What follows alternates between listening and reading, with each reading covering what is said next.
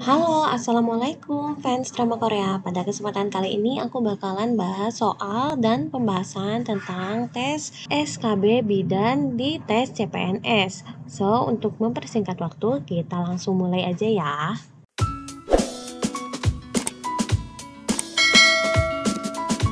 Pertanyaan pertama, pasangan Mas W umur 19 tahun dan Mbak R umur 15 tahun datang ke Bu Bidan ingin konsultasi tentang berpacaran sehat karena orang tua tidak memperbolehkan untuk menikah karena mereka masih sekolah.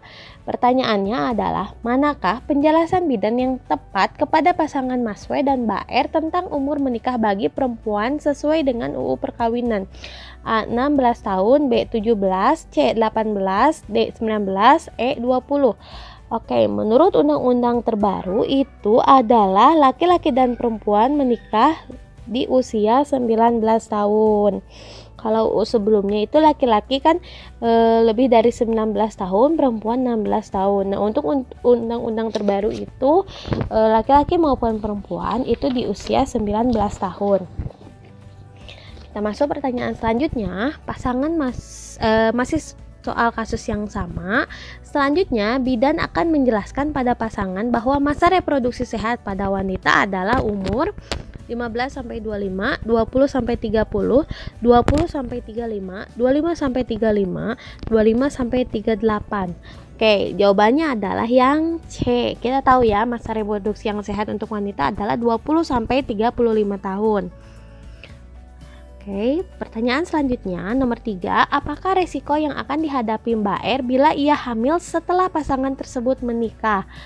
A. Gameli, B. Anemia, C. Sungsang, B. Makrosomia, E. Prematuritas. Oke, di sini adalah jawabannya prematuritas karena faktor predisposisi penyebab dari prematuritas adalah dengan kehamilan pada usia muda. Pertanyaan nomor 4, jika pasangan Mas W dan Mbak R menikah, kehamilan sebaiknya ditunda sampai 1 tahun lagi, 2 tahun lagi, 3 tahun lagi, 4 tahun lagi, 5 tahun lagi. Jawabannya adalah E, karena kita lihat usianya masih 15 tahun.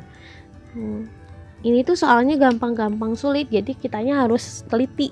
Selanjutnya, nomor 5, anjuran KB disarankan pada pasangan Mas W dan Mbak R adalah A. Pil, B. IUD, C. Suntik, D. Kondom, E. Kalender. Jawabannya adalah pil karena pil itu merupakan KB hormonal dengan sistem harian. Jadi kapanpun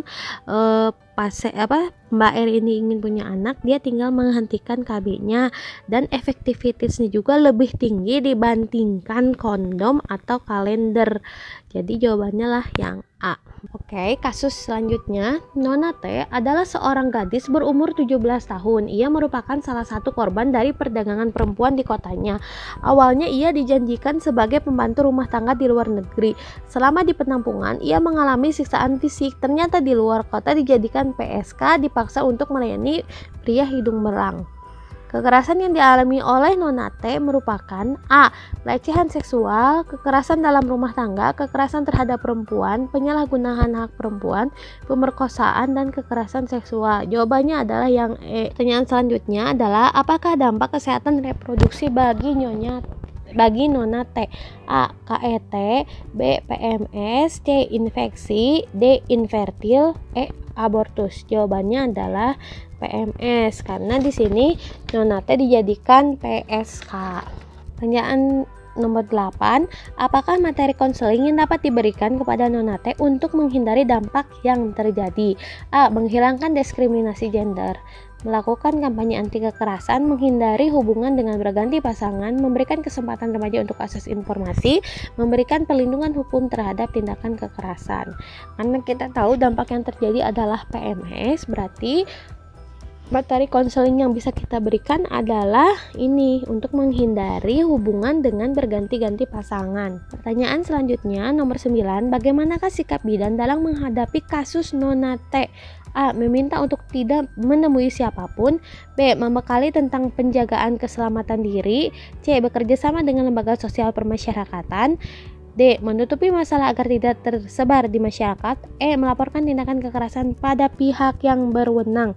Nah, untuk ini jawabannya adalah yang C. Kenapa yang C? Karena setelah kita bekerja sama dengan lembaga sosial permasyarakatan itu biasanya apa ya, P2PKT apa kalau nggak salah, aku lupa lagi namanya. Nanti itu mereka yang biasanya melaporkan tindak kekerasan tersebut ke pihak yang berwenang. Jadi kalau tugas kita sebagai bidan itu sebenarnya nggak usah bingung atau nggak usah sulit kalau kita nemuin kasus seperti ini di lapangan.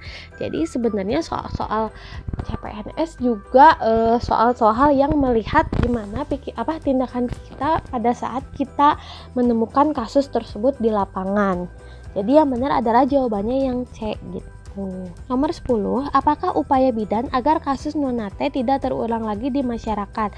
A. Melatih setiap gadis untuk bela diri, mengenalkan pengaruh keutamaan gender, mengadakan pelayanan kasus pada privasi tinggi, melakukan screening terhadap kekerasan perempuan, E. Melaporkan tindakan kekerasan pada pihak yang berwajib. Jawabannya adalah yang D. Melakukan screening terhadap kekerasan perempuan, karena kalau di laporan bulanan juga kita ini melaporkan screening kekerasan terhadap perempuan ini. Jawabannya yang D ya.